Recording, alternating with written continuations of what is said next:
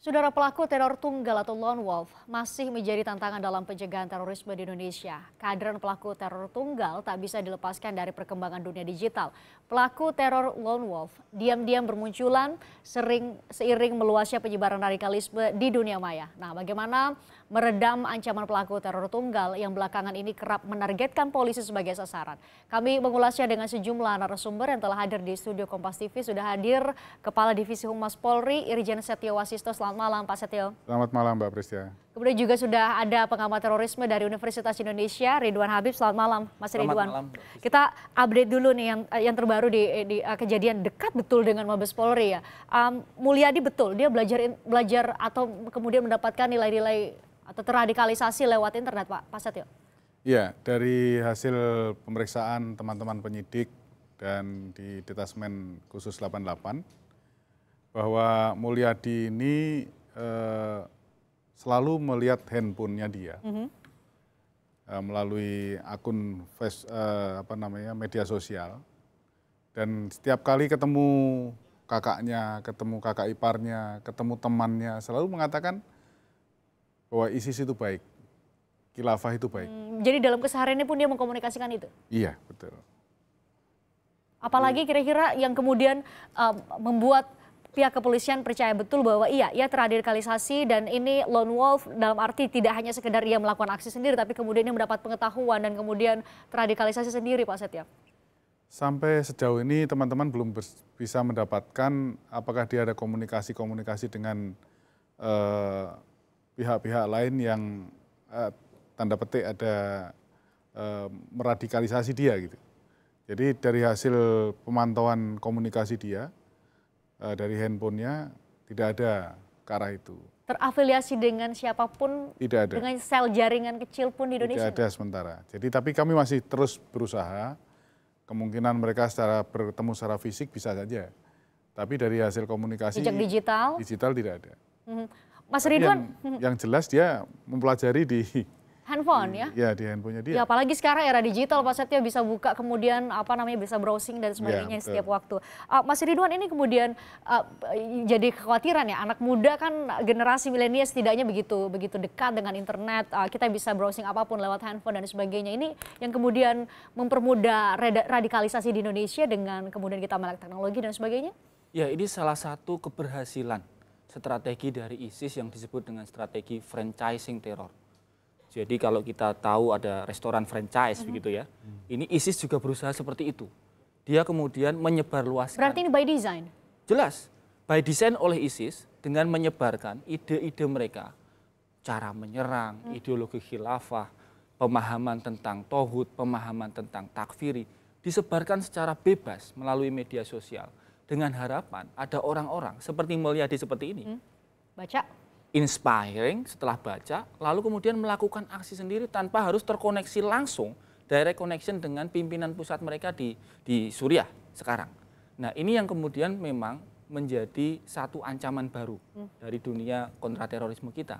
Karena kita tidak bisa tahu secara pasti. Kalau dulu di era bom Bali 1 misalnya, kita tahu siapa sih jaringan bom Bali 1 itu. Mokhlas kadernya di mana, Hambali kadernya di mana, bisa dilacak, intelijen bisa masuk dan seterusnya.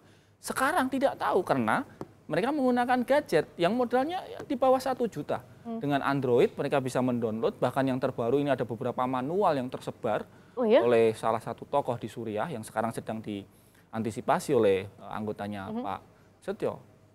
Ini yang harus diwaspadai. Menyebar teknik-teknik serangan, menyebar ideologi-ideologi serangan dengan handphone, dengan media sosial.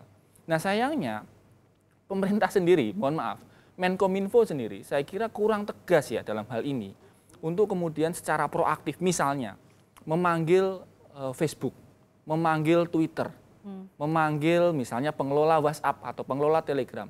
Misalnya begini, untuk Facebook, kalau Anda tidak menggunakan akun asli, Anda harus ada verifikasi KTP misalnya. Sehingga tidak dengan mudah misalnya menyebarkan ideologi ISIS, apalagi menyebarkan hoax. Kita tahu ya, setelah Polda Sumut itu kan ada hoax. Seolah-olah ini adalah utang piutang. Pelakunya saya dengar sudah ditangkap tadi sore oleh anggotanya Pak Setio. Menyebarkan bahwa ini adalah hoax. Ini adalah hutang piutang dan kemudian di-frame sebagai terorisme. Ini kan seenaknya saja di Facebook. Lalu kemudian yang kemarin di Blok M. seolah-olah ini hanya orang gila, preman. Ini kan kejam ya. Ini yang diserang ini kan polisi sedang sholat dengan pisau dan benar-benar luka. Bagaimana mungkin kemudian itu disebarluaskan seolah-olah itu hoax. Atau digradasi dengan hanya sekadar kejahatan biasa, tindak pidana biasa. Jadi dari sisi ISIS mereka bangga karena ideologinya kemudian tersebar. Dari sisi masyarakat justru kemudian memberikan pupuk agar ini kemudian bisa tumbuh. Karena masyarakat kemudian menganggap ini rekayasa, menganggap ini hanya permainan intelijen. Wah, gawat sekali kalau begitu. Pak Setio, dengan menghadapi perubahan semacam ini, kemudian juga era digital semakin maju, ada polisi cyber juga kemudian tupoksinya atau tugasnya juga sampai kemudian mengidentifikasi akun-akun tertentu. Ya,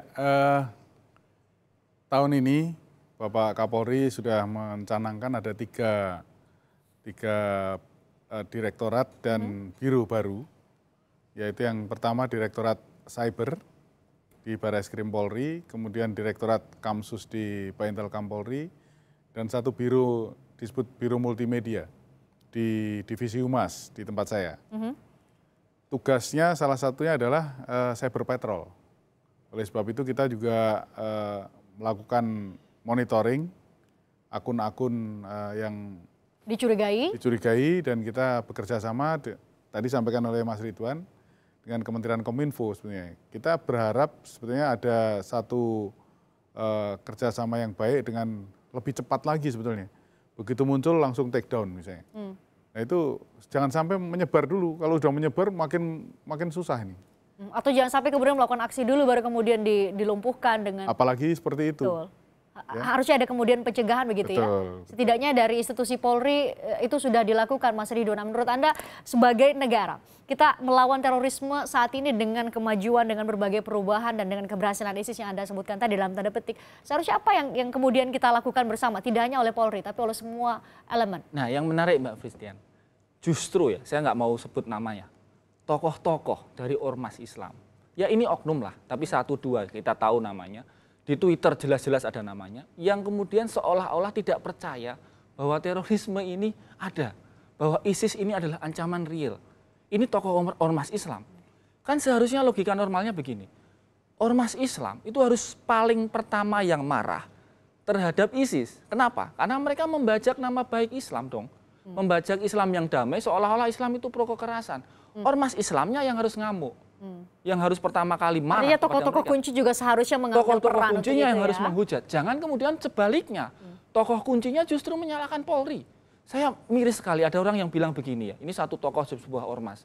Bilang bahwa wah ini pengalian isu karena ada video Police Movie Festival. Yang seolah-olah nanti Polri ini anti-Islam lalu dialihkan dengan isu. Wah itu kejam sekali ya. Kalau misalnya kemudian anak-anak muda menonton itu lalu percaya propaganda itu. Ya, saya tidak yakin terorisme dalam waktu dekat bisa hilang. Pak Setio juga tadi sebelum kita mengudara cerita soal penyebaran berita hoax mengenai ini. Jadi kami ingin memberikan kesempatan kepada Anda, Pak Setio, untuk kemudian memberikan penjelasan kepada penonton Kompas Malam hari ini bahwa apa yang sebenarnya terjadi dengan berita hoax, dengan ada yang menggradasi bahwa ini hanya sekadar tindak pidana biasa, padahal ini adalah kejahatan luar biasa, terorisme. Ya, kita juga menerima masukan-masukan dan hasil pantauan kita di media sosial, termasuk yang ditangkap tadi di Medan, di salah satu akunnya dia kan mengatakan kasus yang di Medan gitu itu ya? Adalah masalah utang piutang. Kemudian yang di masjid di Faletehan itu adalah pengalian isu. Sekarang pertanyaannya sehebat apa sutradara bisa membuat suatu cerita dengan korban yang ditusuk di bibirnya hampir ini robek, anggota kita robek, yang di Sumatera Utara meninggal dengan luka yang cukup mengenaskan. Pertanyaan saya adalah sehebat apa sutradara yang bisa membuat seperti itu? Ini sadis, ya. Oleh sebab itu saya sependapat dengan Mas Ridwan tadi bahwa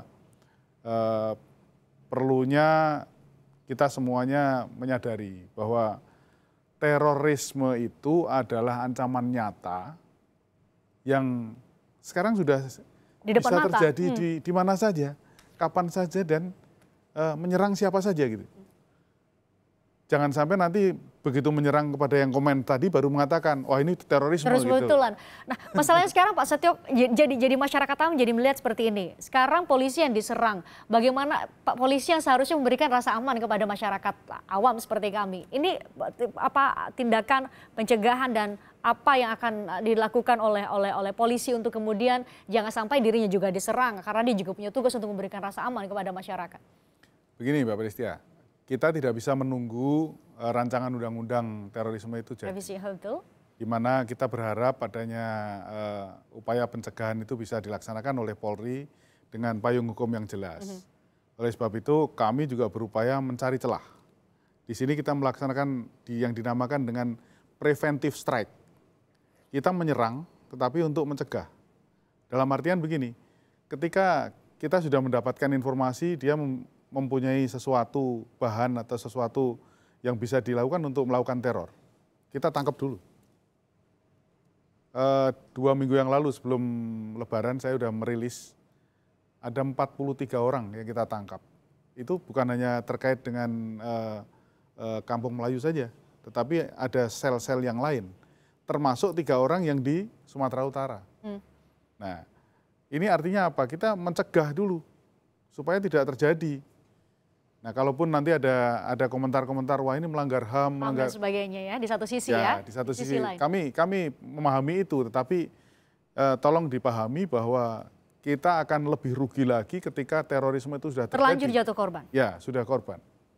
Kita akan bicarakan bagaimana kemudian menempatkan antara HAM, hak asasi manusia, dengan kemudian aturan hukum atau payung hukum yang tepat untuk kemudian memberikan perlindungan kepada kita semua untuk sama-sama melawan terorisme. Usai jeda dari Kompas.